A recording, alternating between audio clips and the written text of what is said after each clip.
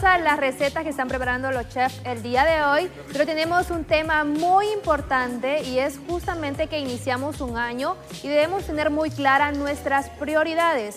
Y una de las prioridades como padres deben ser nuestros hijos, y es por eso que vamos a hablar de cómo mejorar la comunicación con ellos en este inicio de año. Y para hablar de ese tema tan importante ya se encuentra conmigo la licenciada en psicología Ninoska. Muy buenos días, bienvenida. Licenciada, sabemos que establecer una comunicación, ya sea con nuestros hijos, incluso nosotros que somos personas ya adultas, nos cuesta sabernos comunicar, y el hecho de entender tal vez a los niños pequeños, o si usted es padre de un adolescente o de un preadolescente, sabemos que hay situaciones que son un poco difíciles. ¿Cómo vamos mejorando esa comunicación si hemos identificado que tenemos una mala comunicación con ellos? Claro que sí, es importante tomar en cuenta que de los motivos de consulta que más frecuentes se ven en clínicas es precisamente la dificultad que hay de algunos padres para comunicarse con sus hijos pequeños o también adolescentes, ¿no? Tenemos que tener cuidado y saber que si no fomentamos una comunicación proactiva, una comunicación fluida, una comunicación asertiva desde la niñez, seguramente vamos a tener grandes dificultades en la adolescencia. Pero ¿cómo lo hacemos? Realmente para poder entablar una comunicación correcta y asertiva con nuestros hijos hay que poner el ejemplo. Somos nosotros los adultos, los padres, los que tenemos que llevar ese primer paso para podernos comunicar de manera correcta. ¿Y cómo se hace? A través de la conexión. Conectar con niños y adolescentes es el primer paso y la primera herramienta para que podamos tener éxito. ¿Y cómo se conecta? Averiguando, investigando, conociendo, sabiendo cómo es mi hijo, qué cosas le gustan, qué cosas prefiere, cuáles son los temas que le interesan, cómo estén sus emociones. Entonces realmente para poder conectar y poder tener una comunicación asertiva, yo necesito darme y hacerme a la tarea de conocer a mi hijo. Ese es uno de los primeros pasos. El segundo paso también es poder entablar rutinas en el día que me ayuden a encontrar esos espacios para tener una comunicación sobre qué fue lo que pasó en el día, cómo te sentiste, pero no solamente, como lo hablábamos anteriormente, no solamente con preguntas directas como si fuera un cuestionario, sino una comunicación en donde yo como padre comienzo a hablar sobre cómo fue mi día, cómo me sentí, contarle experiencias que he vivido en ese día, y de esa manera él va a lograr también comprender que es ida y vuelta, ¿no? Que la comunicación es un ir y venir y que también estamos en familia para poder desarrollar un patrón de comunicación correcto en donde la opinión de todos es importante. Licenciada, a veces los padres tenemos como un momento de que no sabemos manejar nuestras emociones y podemos llegar a gritarle a nuestros hijos, a enojarnos, tal vez porque no se comió la merienda en la escuela, o tal vez también porque no nos quiere contar cómo le fue, o otro caso puede ser de que no esté haciendo bien las tareas y que perdamos como ese control. ¿Qué podemos hacer en esos casos? Porque también como nosotros reaccionemos, puede ser de que o mejore la comunicación o también sea algo que no esté a nuestro favor. Claro que sí. Hay que tomar en cuenta que la manera en cómo nosotros reaccionemos como papás les va a dar la pauta a ellos también.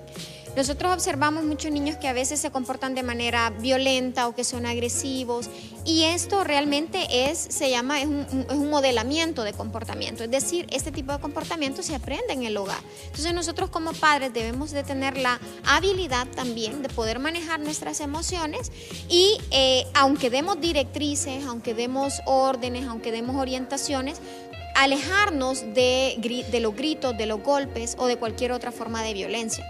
Es importante tomar en cuenta que para lograr comunicarnos con un hijo, un niño, un adolescente, lo más contraproducente es la violencia. Con la violencia jamás vamos a obtener realmente una enseñanza, sino que el niño va a realizar las cosas por miedo, no por respeto ni porque ha aprendido algo. Entonces, hay personas que se confunden mucho también con la disciplina positiva y la permisividad. No es lo mismo. A veces cuando hablamos de disciplina positiva queremos referirnos a que se puede enseñar al niño sin la violencia, pero hay personas que se confunden y piensan que entonces vamos a dejar que el niño haga lo que quiera, que lo vamos a dejar ser malcriado, o que no vamos a poner límites, o que no vamos a poner actividades o tareas o responsabilidades, ¿no?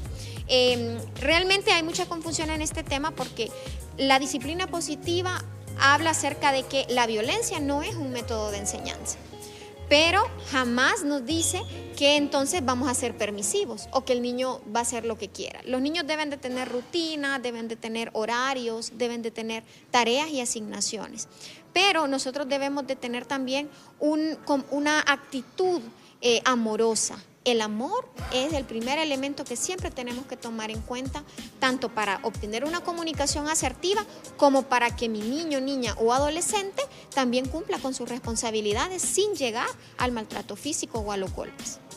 ¿Qué podríamos hacer, licenciada, si ya estamos en una situación donde tenemos una mala comunicación con nuestros hijos y nos estamos dando cuenta en este momento, porque tal vez lo vemos que está pasando por cosas difíciles y no nos quiere contar? ¿Qué podemos hacer como padres para ir cambiando eso, aparte de la conexión, el amor? ¿Cómo poco a poco podemos seguir conectando con ellos? Claro que sí. Hay un elemento que se daba mucho en la crianza, creo que todos lo pudimos vivir, a nuestros padres, a nuestros abuelos, y es que a veces como papás tenemos mucho orgullo, ¿sí? Y nos cuesta mucho pedir disculpas a un hijo cuando nos hemos equivocado en algo.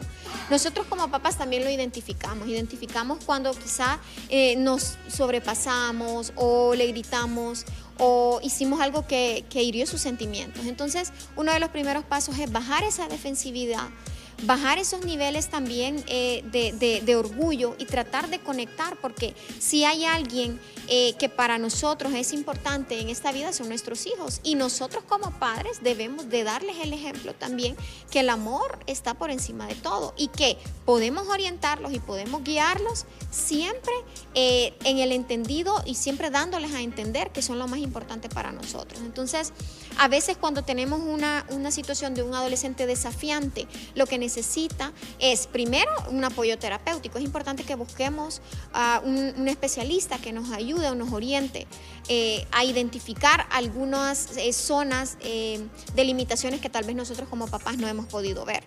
Entonces, buscar el apoyo de un especialista, pero también bajar un poco esa defensividad que nosotros como papás tenemos y sobre todo los niveles de agresividad y de violencia que nosotros primero los inculcamos y que posteriormente nuestros hijos lo aprenden por modelamiento. Es muy importante tener en cuenta cada consejo que nos acaba de dar la licenciada el día de hoy, pero licenciada, ¿cómo la pueden encontrar en las redes sociales para que vayan a hacer sus consultas? Claro que sí, pueden buscarme en Instagram como Ninosca Alfaro Psicóloga y estamos ubicados en Torre Millennium 2, cubículo 208. Muchas gracias, licenciada, por acompañarnos el día de hoy y abordar este tema tan importante. Con esto nosotros nos vamos a una pausa, pero ya regresamos con más.